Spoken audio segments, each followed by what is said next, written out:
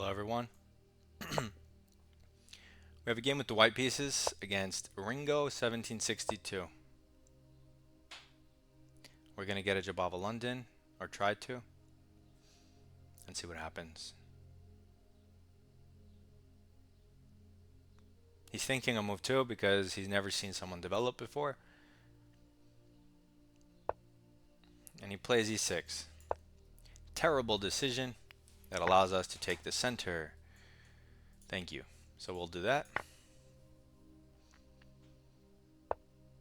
He develops the knight, attacks our pawn with a piece.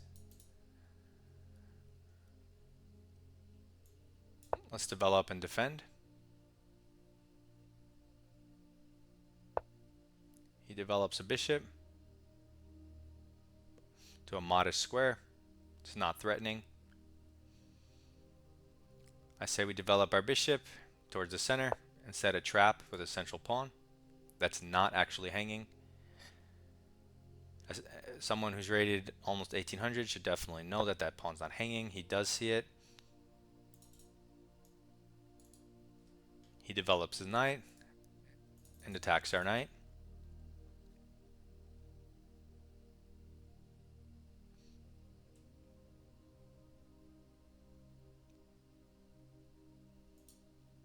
Let's just castle, get our king to safety. His pawn is still not hanging. He moves his knight again, blockades the pawn for no reason, stares at nothing. I don't understand this move. I think now is a good time to go c3 and just solidify, take away this square from his pieces, and he just castles. Might be more dangerous than he suspects, but let's find out. We can continue our development, but he did move his knight from here.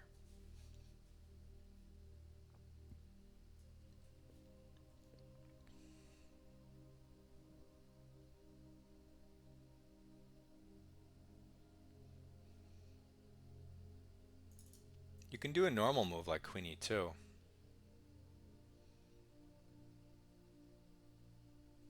But I kind of want to do something like knight g5.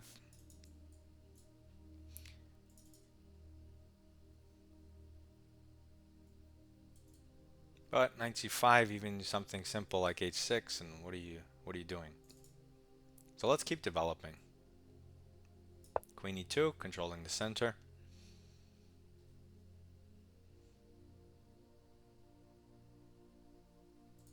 Going on our semi-open file.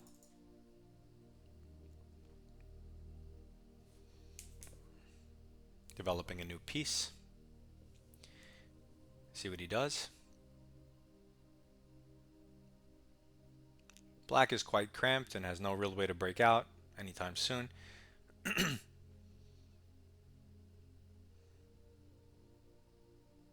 So I think we should just improve our position until the perfect opportunity arises.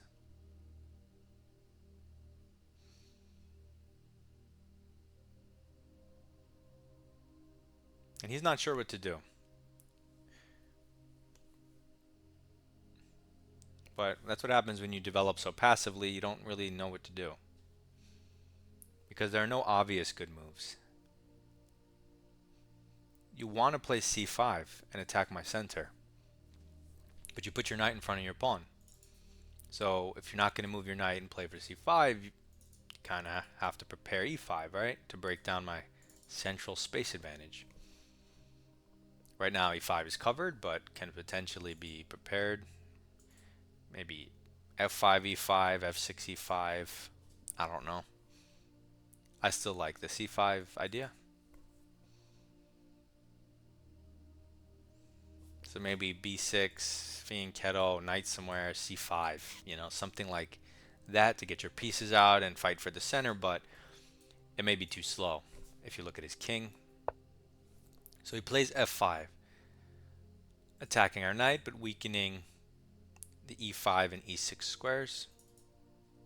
I always said I wanted to put my knight here anyway. Now I'm being forced to with a better position than before because it targets weaknesses that it wasn't previously. Other jumps, I don't see, so might as well play active with threats. Trading is bad for him, giving up his dark square bishop for our superfluous knight.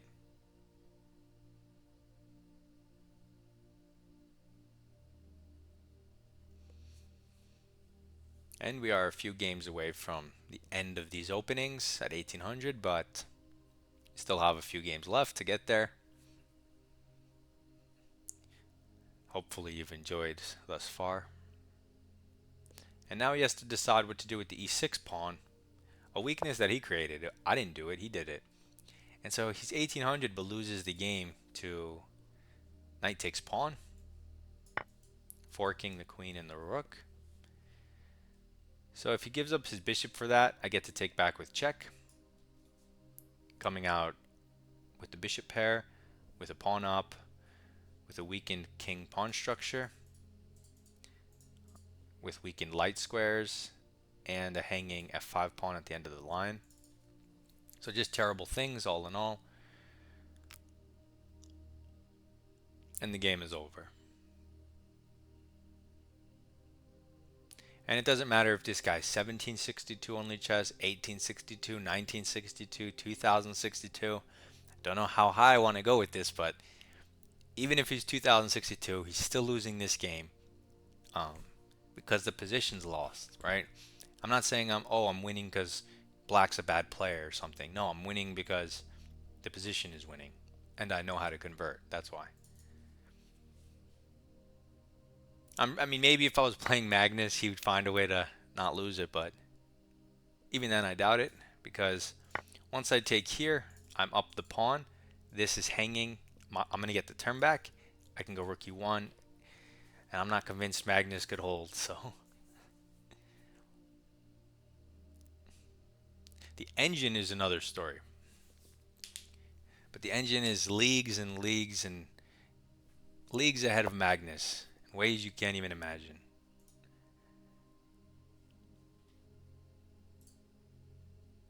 King h8, offering up a nice square for my knight, but I cannot get there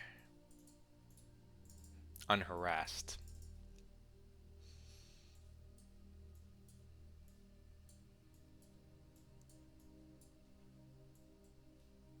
Okay, let's take this pawn first. Maybe we might have some mating net now with bishop h6 or mating sequence. We're up 2 pawns with a dominating position.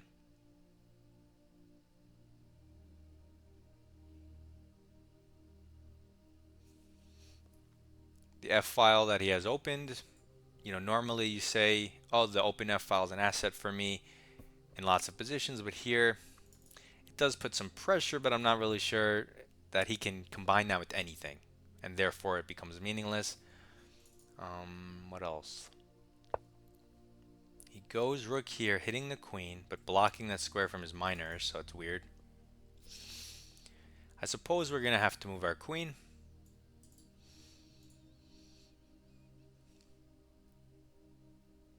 I don't know if we want to block the diagonal of our bishop just yet. The thing is, the bishop's hanging, so we don't really have a choice. Okay, so he's forcing us to go here, which, I mean, creates a battery, so how bad can that be? And even if we don't win immediately because he has lots of, resources here around his king, the game is over, the position's over. You can only do this for so long, and then you run out of moves.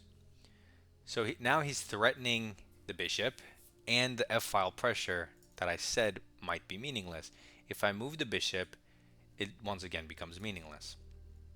So can we move the bishop to a good square? We can move it back. We can move it forward. But the main thing about his queen, he's threatening our bishop, but what's the drawback? That's the other side of the coin when you make a move. And the drawback is he undefends his knight, so maybe we could just take the knight and give up the bishop. Takes, takes. I mean, we can start hitting stuff and win slowly. That's a thing. We could also move our bishop. His knight's still hanging. Maybe go here, threatening an awkward trade for him. Giving up on any kingside attacks because at the end of the day, I don't fully buy it. There's this one move, but I'm not even convinced by it. If he just lifts his queen, yeah, I don't want to go for tricks or anything. So let's move our bishop to a weird square that now hits both the knights. And he can't go to a square that where they defend each other. Just weird squares in general for his knights. They're kind of dominated. I don't mind trading more minor pieces. This knight looks at this looks at this. So even though the bishop is defended 3 times, it looks like the most solid piece on the board. You're going to see how quickly that bishop's going to lose its friends. And okay, so we're not going to sack our bishop and do something fancy and beautiful, but you can see that our position is 100% solid. Look at our pawn structure, right? No weaknesses. Once we get our bishop out of the way and our rooks are connected, we have a lot of harmony. And Black's doesn't really have anything to target. That's why he's going for the F file, because he has nothing else really to look at. And now he has one knight hanging for free and one knight that can mess up his pawn structure. He could take back with the rook for this one, depending on his next move. And this bishop, although it's at home, it's quite nice looking at all these squares. The one drawback is the rooks are not connected. But let's say this A rook was on the E file. I wouldn't even want to move my bishop because it defends perfect and, you know, is active at home. Only because it disconnects the rooks, I would move it. My opponent left the game? Why? Why? This is a good game. I think, you know, he's trying to fight back, get active. I'm trying to just shut everything down. Why would you just leave? Oh, he's back. I was gonna say, it's not like he's hanging a queen or anything. You could just move your knight, I guess, right? And you're not just, I mean, you still have a lost position, but you can play it on.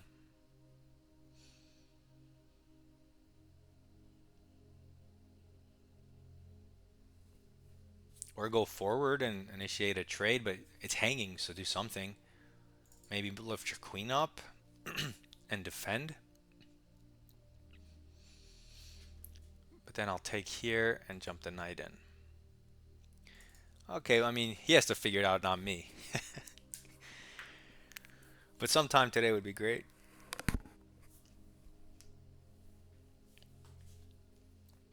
Come on, guy, I believe in you, Ringo.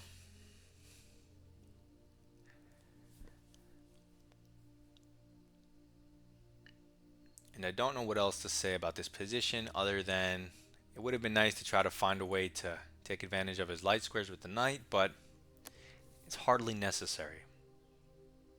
And that knight is the best defender of your king on its most natural square, so just leave it there. He left the game again. He's back. Okay, so it's not intentional. It's got to be his connection. But I mean, he has a minute to move.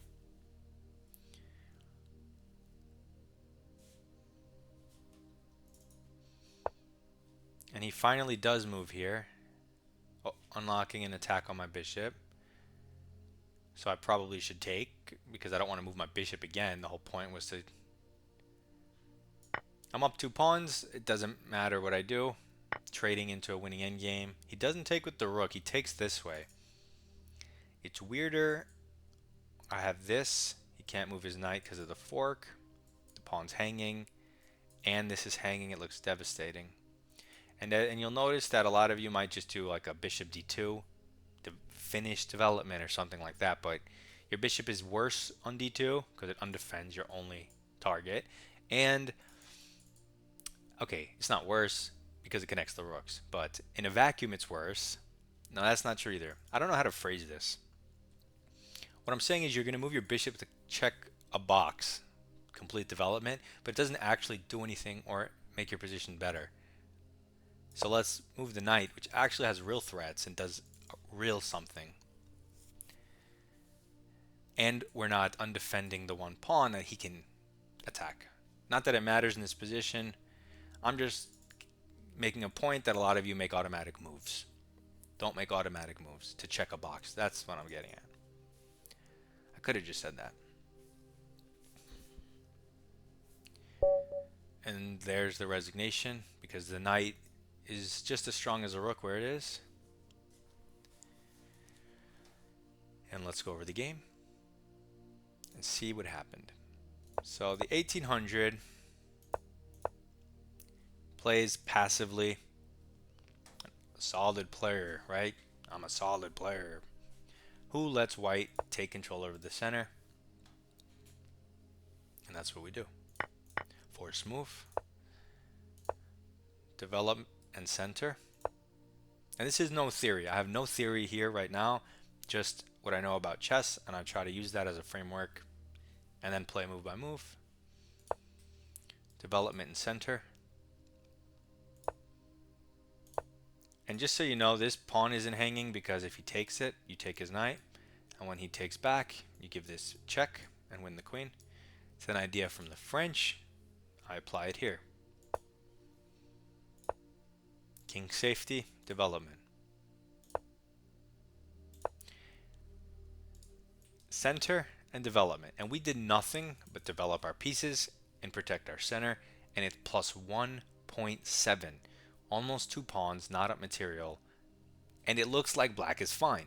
And these are the positions you want. The position where if you were black, you'd be like, I'm perfectly fine. But you're not. And that's why I like the Philidor so much, because black always thinks they're fine, and then they just lose in like 10 moves. So here black probably thinks he's fine. 3 pieces out, ready to castle. You know, nothing obvious happening. Almost down 2 pawns. That's crazy. So he castles. And I'm curious, what's the best way to take advantage of this advantage? So just rook e1. Get out e3. Or you can relocate the bishop to create the queen battery. Or just knight over to the king side. They're all playable, but it all changes. The evaluation goes down every time. Okay, so my move is the same as all these others. It's just they need more lines to list it. You have to select 10. Okay, so this is just as good. This rook e1 makes the most human sense to me. And then he goes here. I'm surprised the evaluation doesn't change. Oh, it does once I make my move. Weird. Okay, so yeah, it is a little worse for black. I mean, playing f5 is not a good move for black, which worsens his position. And so we have a forced move and for free. And then it goes from plus 1.7, so we have a positional advantage, to just outright dead losing plus 4 once you let us take this pawn. So that was weird, and I thought it was weird because how can you play f5 only to hang the central pawn? That's the same thing as resigning. Force move for free. Free stuff plus 4. And so remember how I said we're only 2 pawns up, but the game's over. It doesn't matter if we're playing Magnus here. So even though it looks like the game's not over and that black might be able to come back if he makes really good moves, it's plus 4, and that should tell you no, that's not going to happen. So he forces us to go here. And force move. I mean, you have other responses, but you have to react. Force move. Improving a piece for free, and he resigns. Just a really beautiful game. All zeros, 9 center pawn, 97% accuracy against a strong opponent. And it's just because up until you get into the higher echelons, they're going to make moves like this. And it's just like, okay, of course it's playable. E6 doesn't lose, but it leads to a possibility tree, right? This game is going to go any number of, a billion ways. And by playing e6 on move 2, you're now going down a certain pathway of possibilities that's just going to be harder than a different pathway of possibilities if you play your knight out on move 2. So you're just taking these millions of lines and you're chopping them and saying you're going to play maybe one of these millions of lines, right, that we're going to end up going down. And you keep making these decisions based around the center to chop the lines to your advantage. And so once you do this, you give me the center, and now we're going down a whole different set of lines that include e4 transpositions. So once I go here, we can now be playing a French, instead of a d4 opening, or we can be playing like once he takes, and he could do something like b6. I mean, there's lots of different weird things this can go into, but what if you're not ready for that as black? Now maybe you are ready for it. Maybe you like playing the French, so you like to trick your opponent into doing this or something, but it's not a trick. You're giving up the center. So something to think about. Try to play. See, if you play based on the center, you have a framework to make your moves around. But when you just say, oh, I'm solid, and look for solid moves, you end up making bad moves and passive ones. So try to create a framework for your moves. Good luck in your chess, and goodbye.